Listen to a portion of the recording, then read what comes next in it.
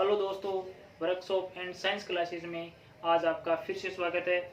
आज हम बात करेंगे सेकंड यूनिट की, जो कि एलसीएम और एचसीएफ है, यानी लघुत्तम समावर्तक और महत्तम समावर्तक की। तो हम शुरुआत करते हैं।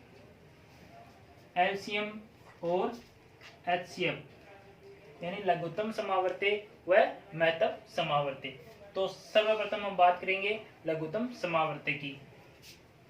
लघुत्तम समावर्तक क्या होता है, इसकी परिभाषा क्या है? तो वह छोटी से छोटी संख्या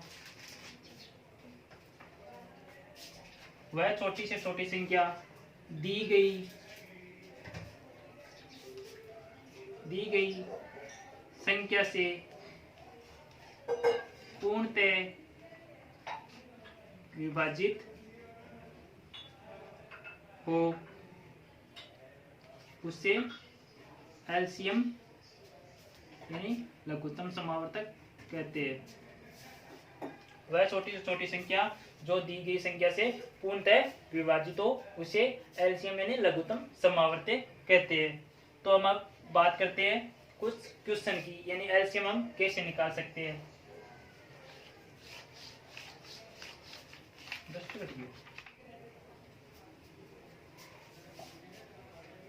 6 व 8 का एलसीएम ज्ञात करो। संख्या हमारे पास 6 और 8 का एलसीएम ज्ञात करो। तो एलसीएम सर्वप्रथम ज्ञात करेंगे गुणनखंड विधि से। कौन सी विधि से? गुणनखंड विधि से। तो 6 व 8 इसका हम गुणनखंड ज्ञात करेंगे। तो छोटी से छोटी संख्या का भाग देना है। छोटी से छोटी संख्या हमारे पास 2 का 6 में 3 बार भाग जाएगा, और फिर 2 का 8 में 4 बार भाग जाएगा। फिर छोटी छोटी संख्या 2 का 3 में भाग नहीं जाता, तो इसको 3 का 3 लिख देते हैं। फिर 2 का 4 में 2 बार भाग जाएगा। फिर छोटी संख्या फिर 2 का 3 में नहीं जाएगा, रहने दो। फिर 2 का 2 में 1 बार। अब 2 का 3 में जाता नहीं है, 1 में नहीं जाएगा। फिर 3 का 3 में 1 बार, और इसमें नहीं जाएगा। अब हमारे पास गुणनखंड है 2, 2, 2 और 3। 2, 2, 2 और 3। 2 गुणा 2 गुणा 2 गुणा 3। तो 2 दूनी 4, 4 दूनी 8, और 8 दिए 24। यानी हमारा एलसीएम कितना आया? 24। ध्यान से देखना, दो संख्या 6 और 8, सर्वप्रथम छोटी से छोटी संख्या का भाग देना है। तो 2 का भाग 6 में 3 बार, फिर 2 का भाग 8 में 4 बार, फिर 2 का भाग 3 में जाता नहीं है, यानी 3 का 3, फिर 2 का भाग 4 में 2 बार, फिर 2 का भाग 3 में नहीं गया, 3 लिख दिया। 2 का फिर 2 में 1 बार, फिर 3 का 3 में 1 बार, और 1 का 1। अब देखो ये हमारे पास गुणनखंड है 2 गुणा 2 गुणा 2 गुणा 3। 2 गुणा 2 गुणा 2 गुणा 3, यानी 2 दूनी 4, 4 दूनी 8, 8 दिया 24। अब ये वो संख्या प्राप्त हो गई 24। हमारे पास 24 वो संख्या प्राप्त हो गई जिसमें 6 का भी भाग जाएगा और 8 का भी भाग जाएगा। हमारे पास वो परिभाषा थी कि दी गई संख्या, वह छोटी से छोटी संख्या जो दी गई संख्या में पूर्णतः विभाजित हो जाए। तो 24 में हम 6 का भी भाग दे सकते हैं और 8 का भी भाग दे सकते हैं। देखो 24 में हम 6 का भाग देते हैं, 6 चौक 24 बराबर गया पूर्णतः। फिर हम 24 में 8 का भाग देते हैं, 8 दिए 24। तो कुल मिला के बात यह है कि 24 वह संख्या है कि हमारा पूर्णतः जो दी गई संख्या उसका पूर्णतः भाग जा सके। तो हम नेक्स्ट सवाल की बात करते हैं।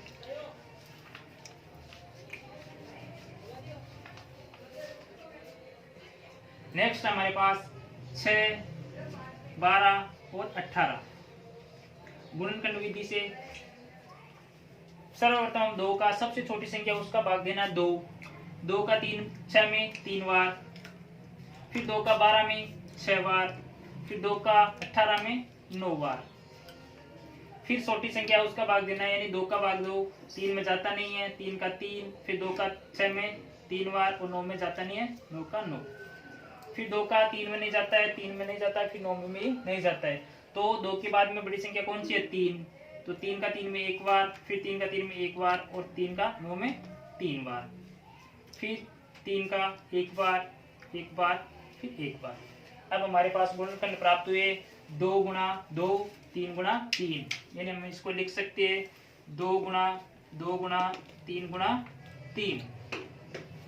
तो 2 गुण दूनी 4, 4 तिये 12, 12 तिये 36। तो हमारे पास गुणनखंड आ गए 36, यानी एलसीएम आ गया हमारे पास 36। तो अब हमारे पास 36, ये 36 एलसीएम आया है 6, 12 और 18 का।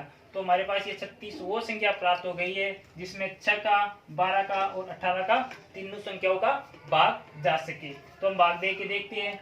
36, 6 का 6 36, यानी 6 का पूर्णतः भाग गया। उसके बाद में 12 का भाग देते हैं, 12 तिये 36, फिर 18 का भाग देते हैं 36 में, 18 दूनी 36। तो हमारे पास वो संख्या प्राप्त हो गई एलसीएम यानी 36, जिसमें तीनों संख्याओं का भाग जा सके। चलो नेक्स्ट सवाल की बात करते हैं।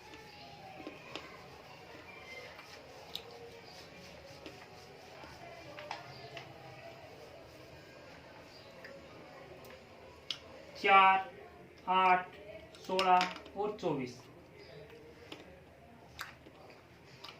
अगर आप ऐसे भाग दो तो ऐसे भी सही है, नहीं अगर अलग अलग भाग दो तो वैसे है। तो अलग अलग भाग देते हैं हम। 4 के गुणनखंड करते हैं हम, 4 के गुणनखंड करते हैं हम तो 2 गुना 2, और 8 के गुणनखंड करते हैं, 8 का गुणन करते 2 का भाग कितनी बार? 4 बार, फिर 2 का भाग 2 बार, फिर 2 का भाग 1 बार, यानी 8 के गुणनखंड हमारे पास 2 गुना 2 गुना 2। फिर हम 16 के गुणनखंड करते हैं, 2 का 8 बार, फिर 2 का 4 बार, फिर 2 का 2 बार, फिर 2 का 1 बार, यानी 16 के गुणनखंड हमारे पास 2 गुना 2 गुना 2 गुना 2। फिर हम 24 का गुणनखंड करते हैं, 12, 6, 3, फिर 1, यानी 24 के गुणनखंड हमारे पास 2 गुना 2 गुना 2 गुना 3। अलग अलग गुणनखंड किए हमने। तो अब देखो इसमें 2 गुना 2 है, इसमें 2 गुना 2 गुना 2 है, यानी इसको हम लिख सकते हैं 2 की पावर 2, इसको लिख सकते हैं हम 2 की पावर 3, और इसको लिख सकते हैं हम 2 की पावर 4, और इसको लिख सकते हैं हम 2 की पावर 3 गुना 3। तो हम इस गुणनखंड में से वो संख्या लेनी है जो सबसे बड़ी हो। तो इसमें 2 का स्क्वायर 2 की घात 3 है, इसमें 2 की घात 4 है, तो हमें ये गुणनखंड लेना है 2 की घात 4।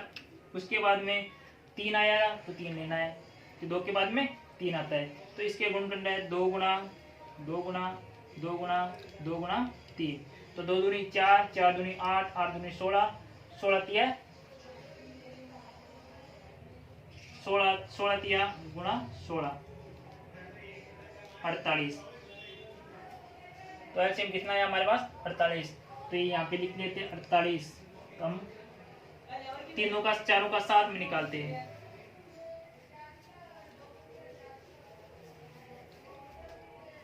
साथ में निकालते हैं। सर्वप्रथम छोटी से छोटी संख्या का भाग देना है, यानी 2 का 4 में 2 बार, 8 में 4 बार, 16 में 8 बार और 24 में 12 बार। फिर 2 का भाग 1 बार, 2 बार, 8 में 4 बार, 12 में 6 बार। फिर 2 में 1 बार, 4 में 2 बार और 3 बार। फिर 2 का 1 बार, 1 बार, 2 में 1 बार और 3 बार। फिर 3 का 1 बार। तो हमारे पास 2 गुना 2, 2 गुना 2, 2 गुना 2 और 2 गुना 3 वही गुणनखंड प्राप्त हो रहे हैं। 2 दूनी 4, 4 दूनी 8, 8 दूनी 16, 16 तिया 48। तो हमारे पास एलसीएम कितना आया? 48। तो 48 वो है संख्या है जिसमें 2, 8, 16 और 24 चारों संख्याओं का भाग जा सकता है। चलो नेक्स्ट सवाल की बात करते हैं हम। अगला सवाल कुछ अलग तरीका का है। 8, 16, 24 24 में प्रत्येक संख्या का भाग देने पर 5 शेष बचता है तो वह संख्या ज्ञात करो। 8, 16, 24 में प्रत्येक संख्या का भाग देने पर 5 शेष बचता है तो वह संख्या ज्ञात कीजिए। यानी क्वेश्चन बोल रहा है हमारा कि 8, 16 और 24 यानी किसी संख्या में 8, 16 और 24 का भाग दिया जाता है तो शेष हमारे पास 5 बचना चाहिए। तो वह संख्या कौन सी है? एक बार फिर से 8, 16, 24 में प्रत्येक संख्या का भाग दिया जाए तो 5 शेष बचता है तो वह संख्या ज्ञात कीजिए। यानी हमारे पास कोई संख्या x है तो इस x संख्या में 8 का भी भाग दे तो हमारे पास 5 शेष बचना चाहिए। अगर 16 का भाग दे तो भी 5 बचना चाहिए और 24 का भी भाग दे तो भी 5 बचना चाहिए। तो चलो करते हैं। 8, 16 और 24 इसका हमें गुणनखंड करना है यानी का एलसीएम निकालना है। गुणनखंड करते हैं तो सर्वप्रथम छोटी संख्या है 2, 2 का 4 बार, 16 में 8 बार और 24 में 12 बार। फिर 2 का 4 में 2 बार, 8 में 4 बार, 16 में 6 बार भाग जाता है। फिर 2 का 1 बार, 4 में 2 बार और 6 में 3 बार। फिर 2 का 1 बार 3 बार, फिर 3, 1, 1, 1। ठीक है, तो हमारे पास गुणनखंड है 2 गुना 2 गुना 2 गुना 2 गुना 3।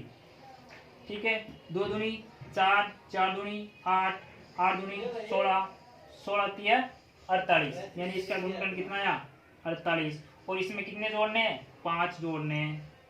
शेष बचाने में तो 5 जोड़ दिया तो हमारे पास आंसर हो गया 53। ये 53 वो संख्या है जिसमें 8 का भी भाग देंगे तो भी 5 शेषफल बचेंगे और 16 का भी भाग देंगे तो भी 5 शेषफल बचेंगे और 24 का देंगे तो भी 5 शेषफल बचेगी। तो हम देखते हैं 53 में पहले 8 का भाग देते हैं।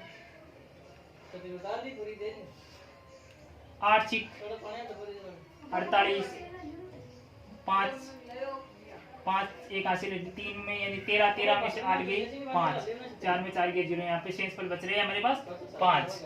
अगर 16 का भाग दे तो 53, 16 दूनी 32, 16 3 48। फिर हमारे पास 5 शेषफल। वैसे हम अगर 24 का भाग दे तो 24 दूनी 48, फिर 5 शेषफल। तो ये सवाल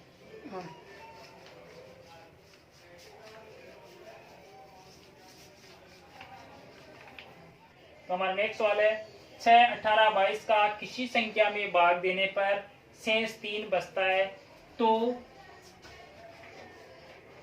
वह संख्या ज्ञात कीजिए।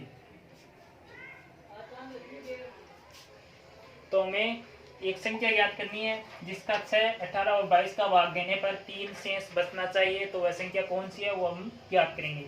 तो हमारे पास दी हुई संख्या 6, 18 और 22। तो सर्वप्रथम हम इसका एलसीएम यानी गुणनखंड निकालेंगे। तो 2 का भाग सर्व छोटी से छोटी संख्या 2 है। 2 का 6 में 3 बार और 18 में 9 बार और 22 में 11 बार। अब कितने का 2 का भाग जाता है? नहीं जाता है, फिर 3 का देंगे। 3 का 3 में 1 बार, 9 में 3 बार और 11 में जाता नहीं है।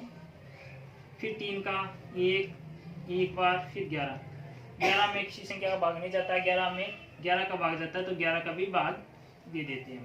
तो हमारे पास गुणनखंड है 2 गुना 3 गुना 3 गुना 11। तो 11 तिया 33, 33 तिया 99 और 99 दूनी 198। तो हमारे पास आया 198। ये 198 वो संख्या है जिसमें तीनों संख्या का भाग जाता है और हमें ज्ञात क्या करना है कि शेष 3 बचना चाहिए। तो इसमें 5 3 ऐड कर दो तो ये हो गया हमारे पास 201। 201 वह संख्या है जिसमें 6 और 18 और 22 का भाग देने पर 3 शेष बचता है। तो हमें चलो ज्ञात करते हैं हम 3 बचता है या फिर नहीं बचता है। 201 में भाग देंगे हम पहले 6 का 6 तिया 18 20 में 18 2 छतिया 18, कितने सेंस बचे? 3 सेंस बचे, यानी 6 का भाग देने पर हमारे पास 3 सेंस बचे।